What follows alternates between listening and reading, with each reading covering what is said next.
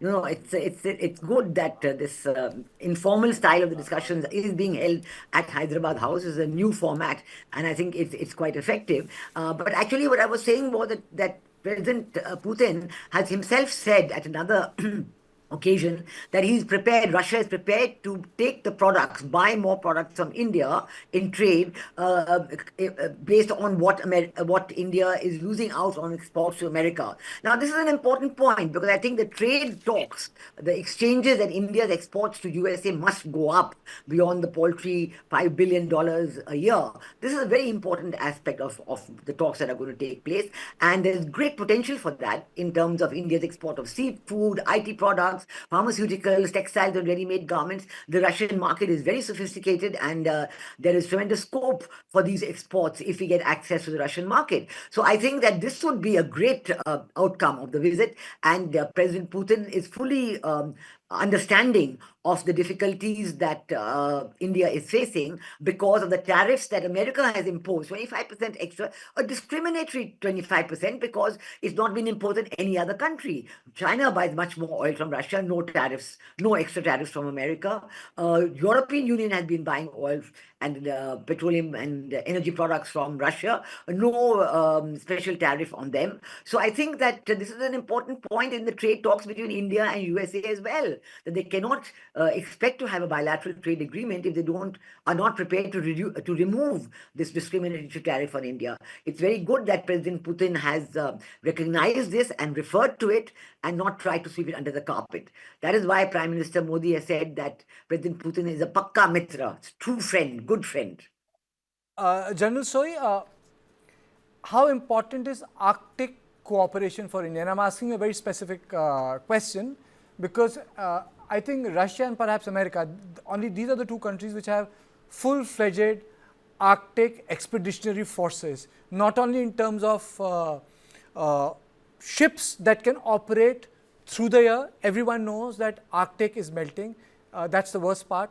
No one is trying to stop the melting because everyone understands the importance of a melted Arctic would do in terms, apart from environmentally impacting the world, it means shorter duration of travel from the continent. Secondly, that's again a very sad part. I'm not saying that these are the possibilities of a melted Arctic, but this is what happens. And in terms of military, it means perhaps more movement of military.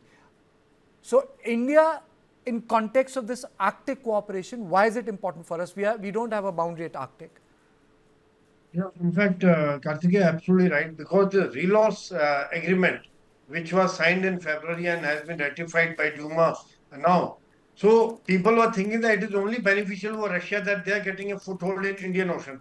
However, what you have rightly brought out, totally different out of box thinking that it is also gives us a foothold in Arctic region, and we can utilize the logistic facilities in Russia, because otherwise it will be very, very expensive for us, for our ships and our patrol boats and our research ships to go there and carry out activities. Arctic, as you know, is a huge source of natural resources, oil and other untapped resources are there. And it is very, very important when all major powers are eyeing for the resources over there, that we also show our presence, we also understand the reason, and we also train our people, get used to it, and our Navy should also, and other commercial ships also have a feel of it. Karthikeya. Okay. Same question to you, Professor Swaran Singh. Apart from military, do you think it's also important in terms of minerals, oil, energy? Karthikeya, in March of 2022, India had announced its Arctic policy. And the most significant objective mentioned there was to promote scientific research. And then, of course, the question of minerals, question of shipping, but also another area which was emphasized in India's Arctic policy was to participate in Arctic governance. That region is to be mentioned. बहुत ही ऐतिहासिक 2001 में जब आपने कार्यभार संभाला और भारत की आपकी यात्रा पहली हुई, उसको आज 25 साल हो गए और उस पहली यात्रा में ही स्ट्रेटेजिक पार्टनरशिप के एक मजबूत नींव रखी गई थी। मेरे लिए पर्सनली भी खुशी की बात है कि आपके साथ मेरे परिचय को और संबंधों को उसको भी 25 साल हो गए हैं। एक्सेलेंसी, मैं मानता हूं कि ये जो 2001 में आपने जो भूमिका अदा की, एक विजनरी लीडर कैसे सोचता है, कहाँ से शुरू करता है और संबंधों को कहाँ तक पहुंचा सकता है, इसका एक उत्तम उदाहरण भारत रशिया के संबंध है। एक्सेलेंसी, यूक्रेन के संकट के बाद हमारी लगातार चर्चा होती रही है। आपने भी समय समय पर एक सच्चे मित्र के रूप में हमें सभी चीजों से अवगत कराया है। मैं समझता हूं कि ये विश्वास बहुत बड़ी ताकत है और आपको मैंने अनेक बार इस विषय की चर्चा भी की है और विश्व समक्ष भी मैंने रखा है कि विश्व का कल्याण शांति के मार्ग पर ही है। हम सबको मिलकर के शांति के रास्ते तलाशने चाहिए और पिछले दिनों जो प्रयास चल रहे हैं, मुझे पूरा विश्वास है कि विश्व फिर से एक बार शांति की दिशा में लौटेगा। एक्सेलेंसी, पिछले दिनों विश्व समुदाय के सभी नेताओं से जब भी मेरी बात हुई और उन्होंने जब विस्तार से मेरे चर्चा की, मैंने हमेशा कहा है कि भारत न्यूट्रल नहीं है, भारत का पक्ष है और वो पक्ष शांति का है।